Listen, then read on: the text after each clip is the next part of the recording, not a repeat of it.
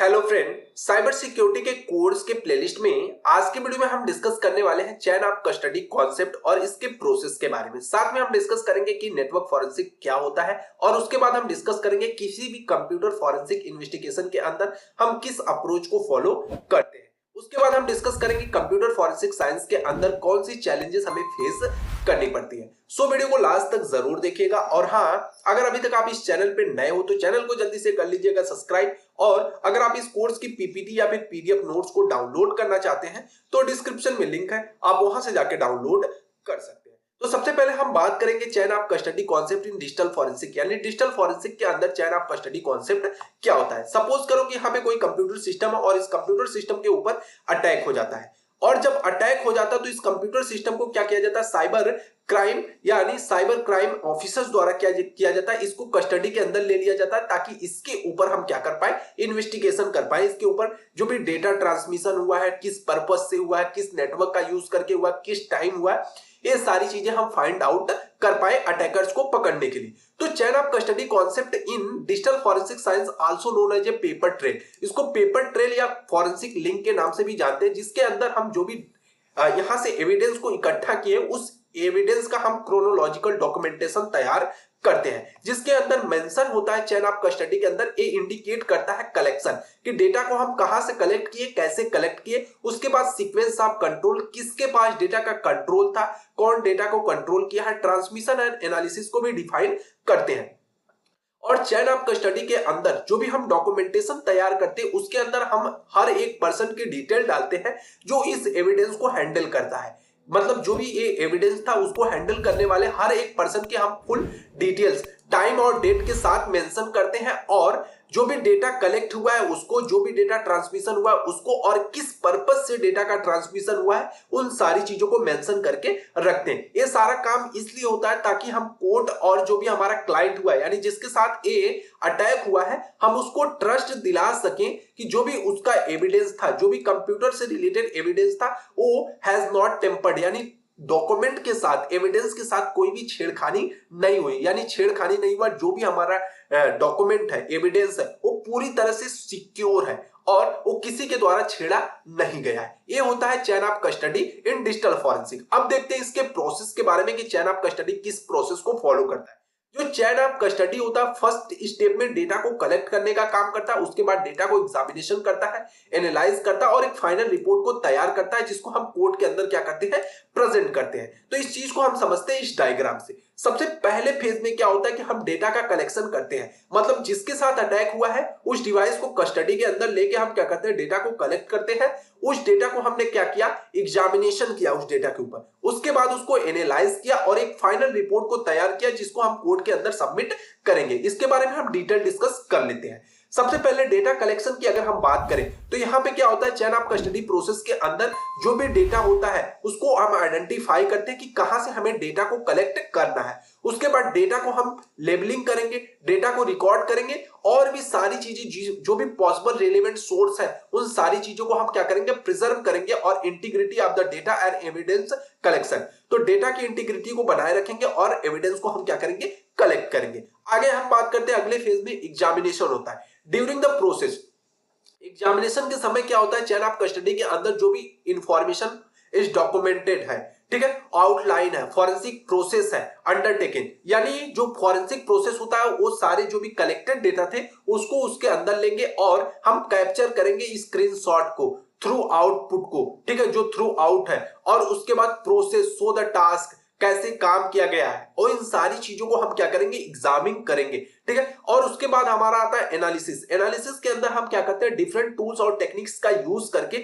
हम final results को design करने का काम करते हैं कि आखिर ओवरऑल हुआ क्या था, ठीक है। जो भी एग्जामिनेशन स्टेज होता है जिसके अंदर हम क्या करते हैं, फाइंड आउट करते हैं कि एनालिसिस स्टेज, जिसके अंदर हम फाइंड आउट करते हैं कि जो भी टेक्निक्स और प्रोसेस का यूज करके हम एक फाइनल प्रोसेस तक पहुंचते हैं।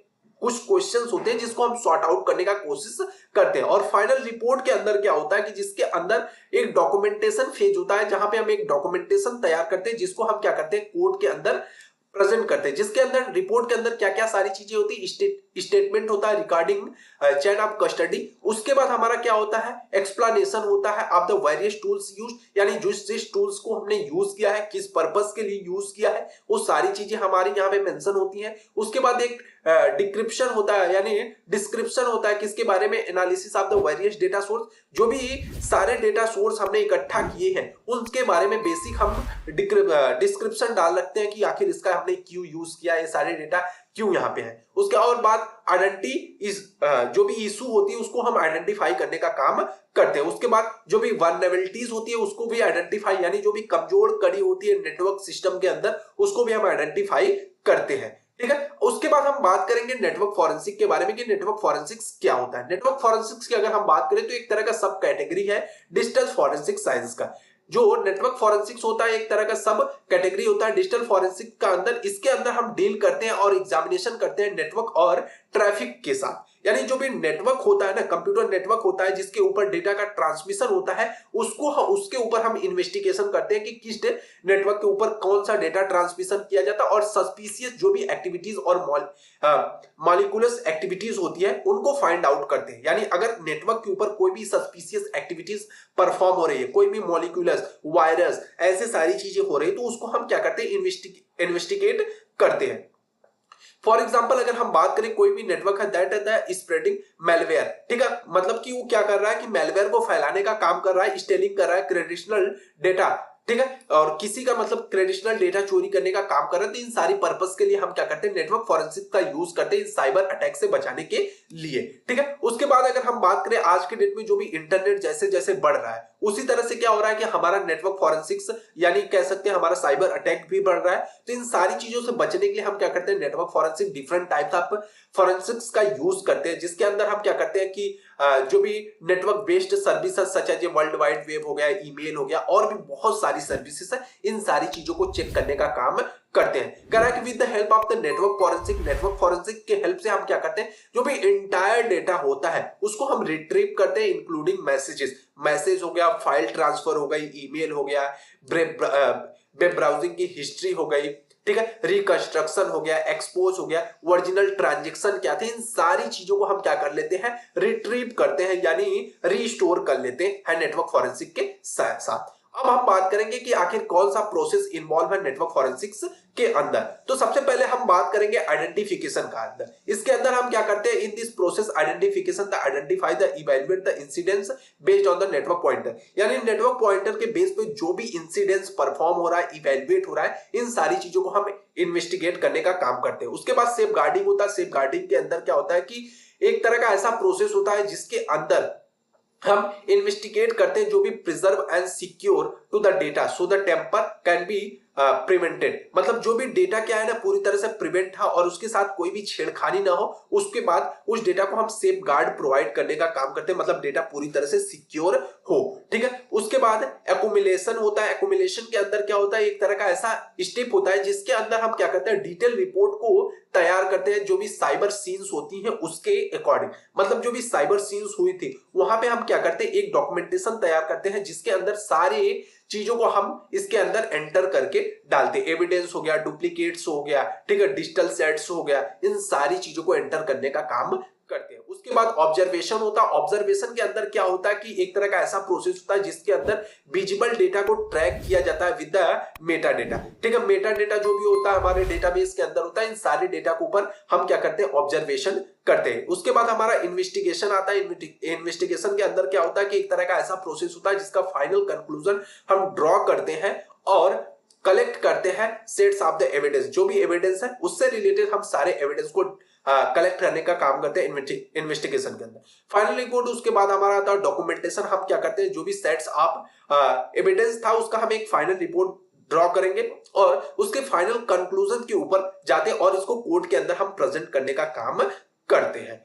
अब हम आगे बात कर लेते हैं approach a computer forensic investigation, यानी कंप्यूटर फॉरेंसिक इन्वेस्टिगेशन के अंदर हम कौन सी अप्रोच को फॉलो करते हैं। तो कुछ बेसिक इन्वेस्टिगेशन अप्रोच है जिसके बारे में हम यहाँ पे डिस्कस कर लेते हैं। सबसे पहले हम क्या करेंगे, सिक्योर करेंगे सब सब्जेक्ट सिस्टम, यानी जिसके ऊपर अटैक हुआ है उस सिस्टम जिसको हमें इन्वेस्टिगेट करना है, उस सिस्टम को हम क्या करेंगे, पहले प्रोटेक्ट करेंगे, सिक्योर करेंगे। उसके बाद क्या करेंगे, take a copy hard disk और डिस्क, मतलब जो भी डिस्क होगी, हार्ड डिस्क होगी, उसका हमें एक कॉपी तुरंत बना लेना ताकि इनकेस वो क्रैश ना हो। उसके बाद हमें आइडेंटिफाई करना एंड रिकवर करना ऑल फाइल्स को, जितनी भी फाइल्स होंगी उसको आइडेंटिफाई और रिकवर करने का काम करना। उसके बाद एक्सेस, व्यू, कॉपी, हिडन, ठीक है, प्रोटेक्टेड एंड टेम्पर्ड फाइल को, इन सारी चीजों को एक्सेस करना, व्यू करना और कॉपी बनाना है, ठीक है। उसके बाद कह रहा है कि स्टडी करना special area of on the drive, जो भी ड्राइव का स्पेशल एरिया उसको स्टडी करना है। उसके बाद हमारा आता है investigate the setting and any data up from the program of the system, जो भी सिस्टम होता है उसके अंदर जो भी सेटिंग्स है, जो भी प्रोग्राम्स यूज किए गए, उन सारी चीजों को हम यूज करेंगे, यानी उन सारी चीजों को इन्वेस्टिगेट करेंगे कि उनका पर्पस क्या था यूज करने का। इसके बारे में अगर आपको और भी ज्यादा डीपली डिस्कस करना है या और भी डीपली डेटा चाहिए तो आप इस कोर्स की पीडीएफ को डाउनलोड कर सकते हैं, जहां पे ये सारी चीजें एक एक हेडिंग के अंदर है और यहाँ पे हम सिर्फ हेडिंग के बारे में डिस्कस कर रहे हैं। Consider the system from the various perspective, हम सिस्टम को वेरियस पर्सपेक्टिव से कॉन्सिडर करते हैं, मतलब डिफरेंट एंगल से उसके ऊपर देखते हैं, ठीक है। अब हमारा आगे आता है कि हम क्रिएट करते हैं इन सारी चीजों के बाद एक रिपोर्ट को, जिसको हम कंटेन करते हैं and assessment of the data and the information collection, यानी जो भी इंफॉर्मेशन को हमने कलेक्ट किया था उसके बेस पे हम एक डिटेल रिपोर्ट को तैयार करेंगे। अब हमारा फाइनल आता है कि general step in solving computer forensic case are, कि जो जनरल स्टेप होते हैं कि कंप्यूटर फॉरेंसिक केस को सॉल्व करने के, वो क्या होते हैं। सबसे पहले हम प्रिपेयर करते हैं फॉरेंसिक एग्जामिनेशन, यानी जो भी कंप्यूटर फॉरेंसिक एग्जामिनेशन होते हैं उनको हम प्रिपेयर करते हैं। उसके बाद हम क्या करते हैं कि जो भी लोग होते हैं उनसे हम बात करते हैं, यानी जहां पे ये घटना हुई है, यानी जहां पे, यानी जिसके साथ साइबर अटैक हुआ है, उनसे हम बातचीत करते हैं और फाइंड आउट करते हैं कि एक्चुअल में हुआ क्या है और वो लोग देखे क्या है, कि क्या क्या घटना हुई थी। उसके बाद हम स्टार्ट करते हैं assembling tools to the collect the data and identify the target media.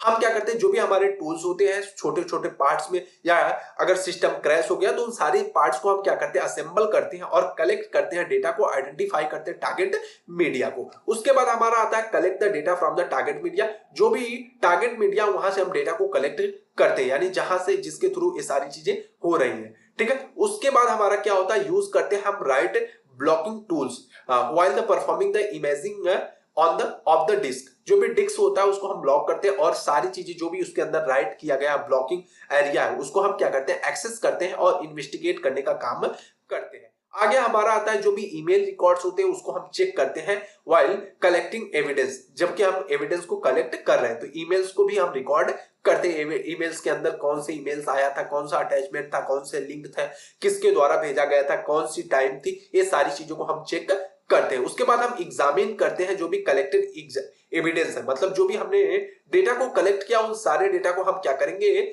सबसे पहले एग्जामिन करेंगे और क्रिएट करेंगे, ठीक है। एक इमेज क्रिएट करते हैं कि एक्चुअल में हुआ क्या था, मतलब सारे जो छोटे पीसेस थे, हम उन सारे छोटे पीसेस एविडेंस को इकट्ठा करके हम एक होल इमेज को जनरेट करते हैं ताकि एक्चुअल में हुआ क्या था ये सारी चीजें हमें पता चल पाए। जब ऐसा हो जाता है तो हम एनालाइज करते हैं एविडेंस को, यानी एविडेंस जो था उसको एनालाइज करते हैं और एक कंक्लूजन पे पहुंचते हैं और एक फाइनल रिपोर्ट का तैयार करते हैं फाइंडिंग टू योर क्लाइंट, जाके जो भी हमारा क्लाइंट है उसको हम फाइंड आउट कर सके और उसको हम दे सके, ठीक है। अब हमारा आता है चैलेंजेस। कंप्यूटर फॉरेंसिक के अंदर क्या क्या चैलेंजेस हमको देखने को मिलता है। सबसे पहले होता है डेटा इंक्रिप्शन। डेटा इंक्रिप्शन क्या होता है कि एक ऐसा प्रोसेस होता है जिसके अंदर हम प्लेन टेक्स्ट को एक ऐसे अनरीडेबल फॉर्मेट के अंदर कन्वर्ट कर देते हैं ओवर द इंटरनेट या अपने सिस्टम के अंदर जो अनरीडेबल होता है। मतलब कि अगर हम बात करें यहाँ पे कोई प्लेन टेक्स्ट है तो प्लेन टेक्स्ट के ऊपर हम क्या करते हैं कि इंक्रिप्शन की का यूज करते हैं। इंक्रिप्शन की का यूज करके इसको साइफर टेक्स्ट के अंदर हम कन्वर्ट कर देते हैं। अब साइफर टेक्स्ट क्या होता है कि एक ऐसा फॉर्मेट होता है जिसको जो अनरीडेबल होता है, यानी जब तक इस साइफर टेक्स्ट को डिक्रिप्ट नहीं करेंगे तब तक इसको हम पढ़ नहीं सकते। तो सबसे बड़ी प्रॉब्लम आती है हमारे पास कि डेटा का इंक्रिप्शन। अगर अटैकर द्वारा डेटा का इंक्रिप्शन कर दिया गया तो इन्वेस्टिगेशन, जो भी फॉरेंसिक इन्वेस्टिगेशन होता है उसमें एविडेंस को कलेक्ट करना बहुत ही डिफिकल्ट और हार्डर हो जाता है, क्योंकि जब तक आपके पास वो की नहीं होगी, डिक्रिप्शन की नहीं होगी, तब तक आप उस डेटा को रिट्रीव नहीं कर सकते हो, ठीक है। उसके बाद आता है डेटा डिस्क्रिप्टर।